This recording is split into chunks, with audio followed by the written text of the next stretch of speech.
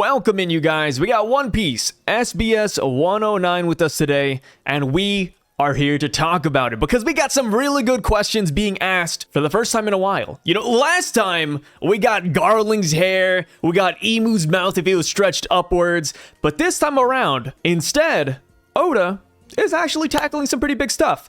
So without further ado, let's just hop into it with the very first question that says, in chapter 1100, the Warlord that Ace beat, which was being talked about by Kuma and Saint Saturn, what was that person like? See, this right here, this is something that a lot of people have been asking for a while now, and we thought we'd never get the answer. But Oda dropped it here. He says that he looks like this. His name is Hanafuda. His hobby is collecting ancient Zoan devil fruits. On what he's scheming behind this remains unknown up to now. His height is 514 centimeters, and his other name, his epithet, is the King of Lizards. This right here is absolutely insane for a bunch of different reasons. First off, another Ace opponent, right? Somebody that Ace has finally beaten. Not an Ace fight where it's a 10-day stalemate. No. This is an Ace W. I love it. And the thing with this too is that people back in the day, back in chapter 1100, were thinking that maybe the Warlord that Ace beat has become the man marked by flames because Ace has the fire fruit and he beat him, so he would be marked by flames.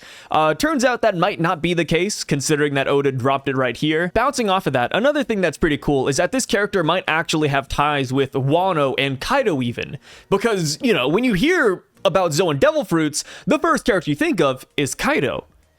And then you spin that a little bit more and you're like, wait, ancient Zoan devil fruits? Well, Kaido's crew was filled to the brim with ancient Zoan devil fruit users. So there is a good chance in my mind that Hanafuda was working for Kaido.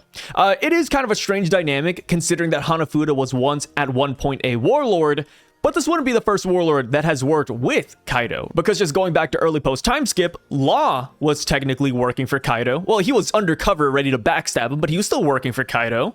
And then you look at Doflamingo. Doflamingo was producing smiles for Kaido. So it just makes sense that there was another warlord, i.e. Hanafuda, that was also working for Kaido. Another thing about this character that could potentially hint at that is his name Hanafuda, because Hanafuda is actually a type of Japanese playing card, which would fit in really well with the rest of Kaido's crew, because we have Page 1, Sasuke, Ulti, Black Maria, we got Who's Who, we got Doflamingo, who's the Joker, we have his suits, you know, being the diamond, the heart, the clubs, the spades, and then we have King, Queen, and Jack. Like, Hanafuda just fits in so well with Kaido's entourage, it's not even funny. So yeah, in my headcanon, you know, it's not confirmed, but I'm like 99.99% sure that Hanafuda had ties to Kaido's crew. Something cool that comes out of this as well is that this actually explains why Ace wanted to beat Kaido in the first place, right? You know, because in the flashback we got in Wano,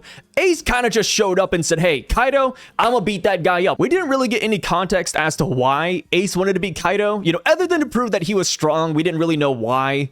So maybe this could explain it. You know, he beat Hanafuda, realized he was a bum, and he wanted to go tackle the captain now. You know, maybe Hanafuda was like, hey, you beat me, but you'll never beat Kaido. And then Ace is like, oh, watch me go beat Kaido. You know what I mean? So I think that could explain why Ace took the path he did. It really does clear up why Kaido's crew had so many damn dinosaurs, you know? Like, you got the King of Lizards over here poaching all these devil fruits. And also, this could even help explain why Kaido wanted to go to Marineford in the first place, to get revenge on Ace or to kill him himself, you know? Because beforehand, when we learned about this, it's kind of like, oh, like, did he want to take part in a great war?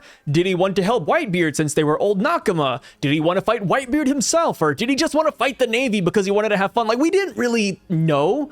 It could still be all of those reasons, but I think Ace taking out Hanafuda could also explain this too. Another interesting Hanafuda connection we should talk about is Ulti and Page 1. Because in an old SBS, Oda mentioned their mysterious dad and how their dad was actually quite close to Kaido. And because of that, you know, Kaido brought them onto the crew. And then later down the road, Ulti and Page 1, to become stronger, ended up eating ancient Zoan devil fruits. Maybe it's not just that they wanted to get stronger, but they also wanted to eat fruits that their dad brought home, and that could also explain why they're so damn loyal to Kaido. And also, to add onto this, it could even explain why Oda pit Luffy against Ulti and Page 1 at the same time. It could be this weird sort of revenge match, right? Because Ace took down their dad, so Ulti and Page 1, his kids, are now seeking poetic revenge against Luffy, Ace's brother. Maybe that just so happens to be the case. So much, dude. So much comes out of this damn Hanafuda character we're learning about in an SBS. So now, as far as his design goes, I think he looks unquestionably tough. Like, look at him. He's like the perfect mix of ex-Drake, Kid, and Killer. You know, he took the best aspects of all of them and threw it into one character. I mean, we got X-Drake's mask, you know, I mean, it's not like the exact same mask, but it's like a spin-off of it. You know, we got the Kid waistband, we got the Kid hands, and then we got the Killer scythe. Oh man, yeah, this guy looks cool. Yeah, this is some Warlord energy if I've ever seen it. It's actually pretty insane, man, that Oda just dropped this design in an SBS. This is a character I would have loved to seen in the canon story, right? Hopefully we do. You know, maybe Hanafuda has a comeback. Maybe Hanafuda has a comeback with Kaido. You never know. You never know. You know, Jack is missing. Kaido's missing. Maybe Hanafuda pops back up. You know, did Ace kill him? Is this guy an impel down? We don't know. Like, straight up, man, where the hell is this guy, you know? We actually got the name and rank of FUJITORA'S blade. Oh, people have been wondering about this one for a very, very, very long time. But yes, the question says, please tell us the name and rank of FUJITORA'S sword. And Oda answers by saying it is called the Yakuza Kasen. In English, the Yakuza firing line. It's a cane sword, and it's one of the supreme grade blades. Its Meito, named Blade, is made by Fugetsu Kisaburo from Wano Country. Yo. Yeah, this is big. This is big. You know, obviously, a lot of people are already guessing that Fujitora had a supreme grade blade, but this, you know, the confirmation is different. You know, this is important because in the entire story of One Piece, there are only 12 supreme grade blades, and we only know about 4 of them. Or I think, yeah, we only know about 5 of them, right? We got Mihawk's Yoru, we have the Shodai Katetsu, we have Whitebeard's Murakumo Giri, and we have Roger's Ace. Fujitora'S sword is listed among the greats out there. That is insane. And what I really love about this is that we're now one step closer to learning about all the supreme grade blades. Because like I said, like before this, we only knew about 4 of them. You know, like I was always wondering if we'd learn about all 12 by the end of One Piece, but we just never took that step. You know, we didn't learn about another supreme grade blade for many, many, many years. So now that Oda's revealing this, I do have hope that we will learn about the other 7 pretty soon. Whether it's with the Holy Knights, whether it's more existing characters being revealed to have supreme grade blades, it makes me excited. As far as this sword goes, though, I am curious to see, more so than ever, what Fujitora'S swordsman style is like. And also, like, how did he get this blade in the first place? Is it a blade that's specifically made for him, or no, did he find it in a random shop or from a friend? Kind of like how Zoro found most of his swords, right? There's a lot of questions here, but I think it would be cool if he did pick this up from Wano Country. Because, you know, for a long time now, people have been making connections with Fujitora and Wano because of the name and because of the eyes, you know, the whole Yakuza aesthetic he has going on. People are saying, oh, like, there's a good chance that he might be from Wano. So this could be a step in that direction, but it doesn't have to be that, right? Unlike Hanafuda, this one's like 50-50, right? You know, Hanafuda being a part of Kaido's crew, 99%. As far as Fujitora having ties to Wano, that one is still yet to be seen. Another thing to keep in mind, too, is that this character that we get named here, Fugetsu Kisaburo, we've actually met Fugetsu back in Yamato's flashback. Not this exact same guy, but we've met somebody from that family. And while you could use that as a reference and say that Fujitora must have traveled to Wano to pick up this sword, that doesn't have to be the case. Because another character I would turn your attention to is Shimotsuki Ushimaru. He was in Wano at that time, but we also know that the Shimotsuki split off and some of them went to the East Blue. So there is a chance that Fugetsu Kisaburo here could have been one of the 50 people that left Wano and traveled around the world. So yeah, like as far as Fujitora having Wano ties, that's not exactly confirmed yet. But yeah, I feel like there's a lot of ways he could have gotten this blade. And either way though, I think it is absolutely phenomenal that we have this. And something that Artur pointed out on Twitter is that Yakuza Kasen, the name of the sword, is actually based off of the movie that the Fujitora actor is actually from. So it's, great ties all around. Love to see it. Man, now that I've read this SBS, I really want to see Fujitora pop back onto the scene, right? Please, Fujitora, go fight Crossguild, go fight Mihawk, go clash with other Supreme Grade Blades, man. I want to see what he's all about. I want to see that sword style. And also, of course, going back to the origins of Fujitora, I do still hope we get to see what his backstory is all about, right? Like, what did Fujitora see back in the day that made him want to cut out his own eyes? Maybe the answer lies in the movie that the sword is based off of, and maybe that's something we'll have to check out. But either way, this SBS question I would rate a 10 out of 10, and Oda's answer also gets a 10 out of 10. And before you say I'm a glazer, it's not gonna last long, because there are some questions here that is, in typical Oda fashion, like this very next one. So the question says, Oda, draw a man's butt. Sorry, but please draw it. Kneeling down, please draw the butt of every male member of the Straw Hat crew. I beg of you. And Oda says, no, I will not draw it. I'm not interested in drawing male butts. I would rate the question a 4 out of 10. Butts are great. Male butts, preferred taste, right? 4 out of 10. As far as Oda's answer, 10 out of 10. I think it's actually hilarious that he answered this one. So now on to the next SBS question. Something a little bit more important. But somebody asked about the Golden Lion Shiki. Brother, Golden Lion Shiki has finally appeared in the main storyline. So does this mean that the events of the movie Strong World has been officially incorporated into the timeline of the main story? And Oda says, well, you can forcefully incorporate the whole movie, but if you do that, it won't be that much connected to the main story. However, regarding Strong World, what I think is the Shiki that existed originally in the main story is the same person that's used in the movie. Yes, he's in the main story from the start. However, it wasn't shown in the movie. Shiki was not supposed to have eaten the float fruit. I have a rule that I won't make a guy that can freely fly and float in the air. So I decided to seal away the float fruit because this is a manga about pirates. But since it was used in the movie, I have to now use it in the original work. It's true that a strange reverse importation has occurred. So this is something I was always kind of curious about, right? Because Shiki didn't have this devil fruit in the manga. He had it in the movie. So even though we saw Shiki in the God Valley flashback, I was always scratching my head wait, does he have the float fruit here? Does he not have it yet? I was always so confused. But it looks like Oda has finally addressed all of this, and he pretty much said, yes, because he has the floating devil fruit in the movie, he feels the need to give it to him here in the manga. Because if he didn't, then it would get even weirder. But as far as calling Strong World canon, it seems like it could be canon, but he doesn't want to do it. He didn't make Strong World with the intents of making it canon. It's kind of like the opposite of Dragon Ball Super. In Dragon Ball Super, they have Resurrection of F. They have Dragon Ball Super Broly. And those movies were made to be canon. Strong World is not like that. So, he says you can forcefully do it, but it just wouldn't connect whatsoever. So in my mind, I still think it's not canon simply because of Oda's comments right here. But it's really cool that he mentioned Shiki, and hopefully we see him soon. I don't know if Oda will bring him back in. I feel like it would make sense considering we're getting, God Valley stuff since we're getting Prime Rock stuff. But, the float fruit, Oda doesn't seem super enthusiastic about it. He's like, well, the world is sinking.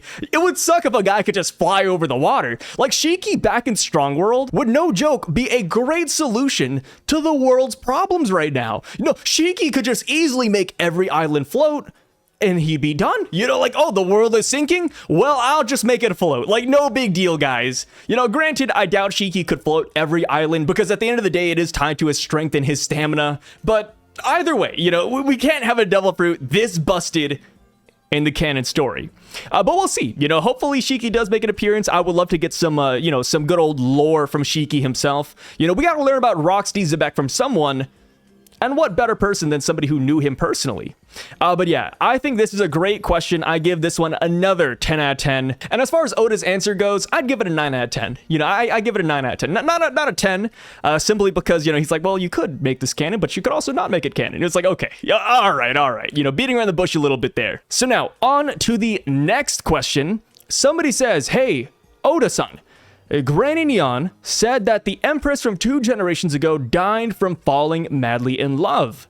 But the Empress from 2 generations ago was Shaki. Why did Granny Neon lie about this? And Oda...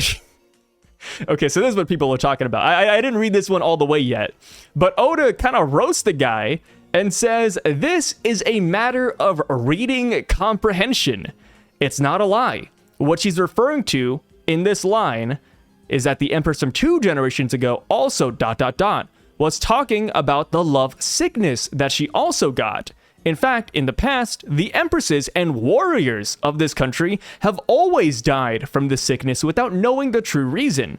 But in the recent years, Granny Neon and others seem to have avoided death by going overseas. And with Oda's answer, we actually get our very first depiction of the former pirate empress. We get their name, and we also get confirmation that they died of love sickness. So their name is Toritoma, which is another name based off of plants, just like all the other Amazon Lily people. And yeah, she looks fantastic. I'm kind of curious to see who she fell in love with. You know, who did she die for? You know, like who did this to her, man? Who did this? And while that might seem like a silly question, it's really not, because when you think about the other pirate empresses, you know, everybody has their own theories about them already, you know? People think that Grandma Neon had a crush on Kaido or Whitebeard, perhaps. And then we have Shaki, who might have a crush on Rayleigh. And then we have Boa, who 100% has a crush on Luffy. Toritoma is squeezed in the middle of all of these characters. And, you know, this is our generation, so there's a good chance that we might have seen the pirate that she fell in love with, or we might hear about him later down the road. Yeah, there's a lot of things with this man. As far as the question goes and the answer, I'd give the question a good old 7 out of 10. You know, they worded it a little bit weird. Oda had to call them out on their reading comprehension skills. But as far as the Oda answer goes, I'd give it a 10 out of 10. I like it when Oda makes fun of people. And also, we got a banger design for Toritoma. So now, on to the next question. Hello, Oda. I wrote this letter from France, and I wanted to know how the members of CP9 got promoted to CP0. I wish you good luck. And Oda responds by, okay, because of the translation, the Japanese got weird. So I just put the message as is. First, let's talk about CP9, who were defeated at Eni's lobby. The CP9 members appeared in the cover story series CP9's Independent Report, in which they were blamed by their chief Spandine with the sin of mission failure, in which they decided to vanish someplace else. That's how their training to get more stronger started. On the other hand, for some reason, due to the authority of Spandine, Spandine's father, Spandine, got promoted as chief of CP0. What? That's insane. The nepotism, man. From here, Lucci and the others uncovered the invasion crime plot that the underworld big shots and former level 6 prisoners are scheming with Spandine, and crushed those organizations to prevent it. After that incident, Lucci and the others were reinstated as agents of CP0. Spandine is on his sickbed. He lost all of his authority, and Spandine became Lucci's What? Wait, Spandine is Lucci's underling. Okay, so this makes sense. Because back in Dressrosa, when we first saw Lucci and Spandine a part of CP0, Lucci was giving Spandine orders. You know, he was kind of berating him, which never happened back in CP9. So Spandine being Lucci's underling makes sense, but it feels weird because Spandine is always trapped in an office now, right? Like, we don't see Spandine on the field. Spandine wasn't at the Reverie at Marie Joie. You know, Spandine isn't at Wano here on Egghead Island or Dressrosa. No, dude, they locked that guy up, which makes sense, right? You know, you guy's kind of a loser. He's not a fighter. But yeah, wow. Okay, so wait, let me reread that. From here, Lucci and the others uncovered the invasion crime plot that the underworld big shots and former level 6 prisoners are scheming with Spandine. So Spandine was betraying the world government? It sounds like it. Yeah, I don't recall anything called the Invasion Crime Plot. So it seems like Spandine had some pretty shady deals going on. But I guess that's not bad though, right? Because when you think about CP0, this wouldn't be the first time they've done something like this, because they were dealing with Doflamingo, they were dealing with Kaido and Orochi, so Spandine dealing with former level 6 prisoners and big shots of the underworld shouldn't be a bad thing. Maybe it wasn't. Maybe this wasn't a bad thing, and maybe this is what the world government wanted to do. And Lucci decided to crush it, and then they got their jobs back because they were like, oh, you know, rather than having Lucci destroy everything CP0 is doing, let's just hire him again so that he can stop crushing our operations. Maybe that's it. Yeah, I could see it going that way too. You know, like, hey, you know, Lucci's a pain in the ass. Let's just hire him again, guys. Come on, you know, like, we can't have this guy going around ruining Spandine's reputation. But speaking of Spandine, though, it looks like he is on the verge of death. You know, he's laying in bed. He's pulling a little bit of a King Cobra right here. And will we ever see him again? I don't think so. I don't feel like we need to see maybe. Spandine is the one who was at Ohara. So maybe Oda's keeping Spandine alive for Robin to beat him up. Or maybe even Saul. Never know. Never know. But yeah, I think rating these questions and answers is kind of silly. You know, I'm halfway into this video, and I finally realized that it's kind of arbitrary and pointless. But if I had to rate it, 10 out of 10. I love CP0. Give me all the lore. And speaking of CP0, we got another CP0 question. So, well, not CP0 question, CP8.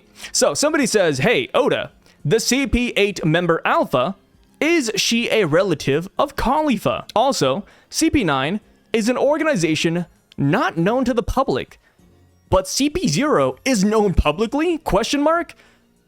And yeah, that makes sense. Well, here's the thing, you know, when it comes to CP0 and Cyberpole's, you know, hiddenness to the world, I feel like because we're pirates and because we are where we are, you know, because we're defeating warlords, taking on emperors and everything, I feel like that might be why we know about all these guys, all these big shots, because the information network just gets stronger and stronger as the series goes on. And since we're at that level, then yeah, everybody we meet nowadays, like Kaido and, you know, Vegapunk and all these other big shots, they know about CP0. That's my guess, but of course, let's read the answer. I don't know what Oda's going to say here yet. So Oda responds by saying Alpha is Khalifa's younger sister. Among the members of CP9 from 22 years ago, we saw Lakesy. Lakesy, I don't even know how to pronounce that. He is the father of these two. Basically, Cyberpole raises kids with no kin relations for them to become excellent intelligence agents, so their case is a rare one. In reality, they were individually raised apart from each other, with almost no familial connections at all. That's because emotion can become a weakness in this world. You know, it's actually kind of funny that Oda added in that last portion there, right? Emotion can be a weakness in this world, you know, for Cyberpole agents, because in this last chapter, 1119, we saw Kaku crying over Stussy, right? He was like, Stussy, just get out of here already, right? So yeah, I mean, this makes a lot of sense. You know, people were drawing the parallels between Khalifa and Alpha just because of their appearance, their names. So I'm really glad Oda jumped in here and just cut through the BS and said, yeah, they're related, guys. They're related. As far as Laxi goes, I forgot all about this guy. He looks so familiar, but I just don't remember him at all. You know, it's like one of those things where like you fall asleep and then you see a picture of a guy in your head and you're like, wait, who the hell is that? That is what Laxi's doing to me right now. But yeah, you know, great question, great answer. Let's see, what do we have next? Believe it or not, I haven't gone through most of these. I just saw the first two and I was excited. you know, hit me with the Fujitora, hit me with the Hanafuda, and I was sold, man. Everything here is just a bonus now. So the next question says, Oda-sensei, the only places where Kuma's Paw ability can fly you to are limited only to places that Kuma personally visited, question mark? Okay, that's a good one. Yeah, that makes sense. And Oda responds, and he says, yes, that's right. Because in the past, Kuma traveled all around the world. When you really think about it, this is also kind of a nerf to the Paw fruit, right? Because imagine you ate the Paw fruit, but you haven't left your house in the past 30 years or something, right? Then you wouldn't be able to teleport anyone anywhere because you've only been limited to your one house. So this means that when you paw somebody, you have to know the exact location you want to send them to. That's kind of that's kind of interesting. That's kind of interesting. Also, another thing this kind of clears up is why they haven't used S-Bear, the Kuma Seraphim here on Egghead Island, to simply teleport us to Elbaf or the next island. It could be because the Kuma Seraphim can't do that, you know, because he hasn't visited Elbaf, because he hasn't visited that many places, he can't teleport us out of here. You know, thinking back to when the Kuma Seraphim first used the Pawpaw Fruit to transport people, it was to transport them from the coast of Egghead Island onto Egghead Island. And that right there is a use case that actually makes a lot of sense. Huh, okay, you know, in a way, this SBS question had nothing to do with the Seraphim, but it answered a question about the Seraphim that a lot of people have been asking. You know, because logically, it's like, yo, if we're trying to escape a Buster Call, if we're trying to escape the Gorosei and an Admiral and 9 Vice Admirals, why not just teleport? Well, we can't. You know, the Kuma Seraphim doesn't have locations registered in his Pokedex. It's just not possible. Which I guess also brings into question, how do the memories of Seraphim work? Right, maybe the Kuma Seraphim has traveled to a lot of places, but maybe because he's a robot, android, human hybrid thing, he can't actually send us there. You know, the memory's being wiped 24/7. I don't know. A lot of cool things about this, though, and, you know, love to see it. I think this is a really good question and a good answer. You know, it's one of those questions that doesn't seem important, but it is. It's a sleeper hit. It's a sleeper hit. All right, so the next one, let me see. Oh, we got 2 of them. Oh, long ones. Okay. So the question says, Bonney's devil fruit is the age fruit, which makes her an age manipulation human, right? Does this mean if she keeps on maintaining their age young, they won't be able to die? Question mark. And Oda says, so that's how you think about it. But in chapter 1072, Bonney said this, when it comes to living things, the effectiveness won't last forever. So at some point, the effects will come undone. And yeah, I mean, this even ties back into Bonney's, you know, not reality manipulation, but her timeline manipulation, right? Whenever she goes into Sun God Nika mode, or her Buccaneer mode, or her Giant mode, it doesn't last for that long. It lasts for 1 panel, 1 page, and then on the next page, it's back to normal. So yeah, it's pretty much the exact same thing here. You know, Oda's just kind of reiterating that point. Like, hey, you know, if you read the chapter, then you'd know the answer. So now, the next question says, in chapter 1096... one of the 2 boys who threw rocks at Kuma wore a cowboy hat and has freckles, has the same looks with one of the members of Bonney's pirate crew. Are they perhaps the same person? And I'm just gonna say yes. You know, going back to that chapter, I already remember what they're talking about here. I believe it is the same person. But let's see what Oda says. Each one of them appeared in Sorbet Kingdom. Also, each of them is depicted to have a crush on Ginny, meaning Bonney's pirate crew is originally made up of Kuma's friends, who are also strong fishermen. Oda. You know, we already have the joke that Gyogo is the strongest fisherman alive, but I like how he's nailing it in here. Hey, they're strong fishermen, guys. They watched over Bonney's growth. They will protect Bonney wholeheartedly, like she's their own daughter. Currently, Bonney was once captured by Kainu and escaped afterwards. Without joining with Gyogyo and the others, she went alone to find her father, went to see her father at Marijois, then escaped on the ship of Tajin Kingdom, and then afterwards infiltrated a government ship, and then she got close to Egghead Island and got shipwrecked, got rescued by Luffy and the others, and then said, I'm gonna kill Vegapunk, and then boom, boom, boom, this is how it went down.